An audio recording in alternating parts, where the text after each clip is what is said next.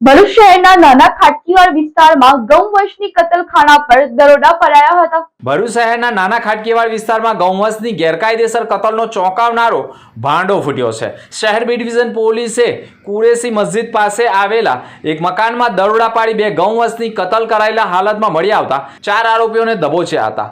સાથે જ કતલ માટે બાંધી રાખેલી 7 જીવિત ગાય વાછરડાને પણ બચાવી લેવાતા।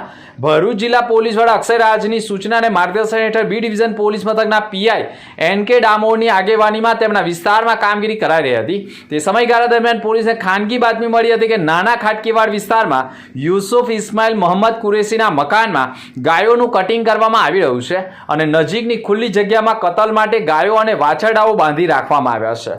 બાતમીના આધારે પોલીસ ઇન્સ્પેક્ટર એમડી ડાંગર અને તેમની ટીમ સાથે દરોડા પાડવામાં આવ્યા હતા। દરમિયાન પોલીસે સ્થળ ઉપરથી અંદાજે 450 કિલો ગૌવંશ કાપવા માટે ઉપયોગમાં લેવાતા કુહાડી, મોટા છડા, સળિયા, દોરડા સહિત પ્લાસ્ટિકના થેલા અને લાકડાના ટુકડાઓ પણ મળી આવ્યા હતા।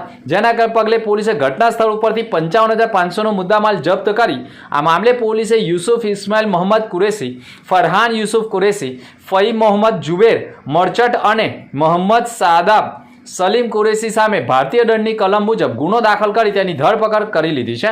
પોલીસે કાયદેસરની કાર્યવાહી કરી છે।